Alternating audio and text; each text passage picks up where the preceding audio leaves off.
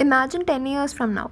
You went to Israel for a vacation, you're walking on the street and realize you accidentally stepped on something. Before you realize you stepped on something, sorry bro, your soul has already left your body. So it's all Iran versus Israel right now, and Iran has dropped cluster bombs, ballistic missiles. Israel has also launched missiles and the war is escalating. And now US has also joined the war. It has dropped bunker buster bombs on Iran nuclear sites. The president of this country in his election campaign said he would be the global peacemaker. Proudest legacy will be that of a peacemaker and unifier. That's what I want to be, a peacemaker and a unifier.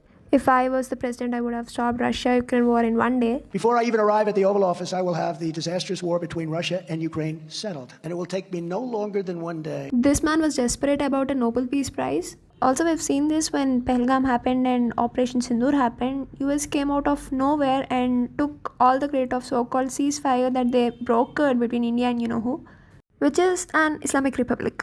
Iran, on the other hand, is also an Islamic state. Yet, you-know-who is having lunch with the entertainer in the White House who is fighting for Israel, which is you-know-who's biggest enemy, maybe after India. India, who's been fighting decades of terrorist attacks from you-know-who. I mean, just look at the list, it goes on and on. And Israel has also been fighting terrorism for decades. So naturally, both of them are on good terms and have good diplomatic relations. This means India is against Iran, right?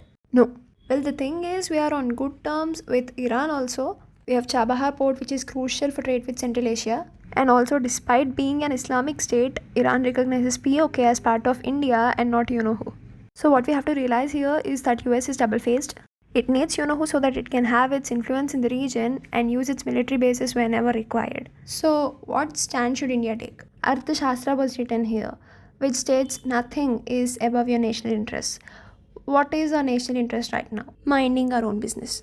Focus on your economy, focus on your growth, and most importantly, do not fight a war which is not yours. That's exactly what we're doing now. Let us take an imaginary situation where in the future you-know-who again strikes India with its terrorists or proxies, whatever. Israel in the beginning would definitely come and help, but if US does not want Israel to do it, will Israel still come and stand with India is a question. And in this situation, Iran being an enemy of the US and having good relationships with India, will it step in and help us? Or will it support you-know-who on the basis of Islamic Bhaichara? We don't know. Let's seriously wish that day never comes. So the moral of the story here is right now, India is all alone in the battleground of geopolitics. As it is said, there are no permanent friends or enemies in geopolitics. It's always temporary alliances and requirements. Just complicated as different Gen Z ship terms.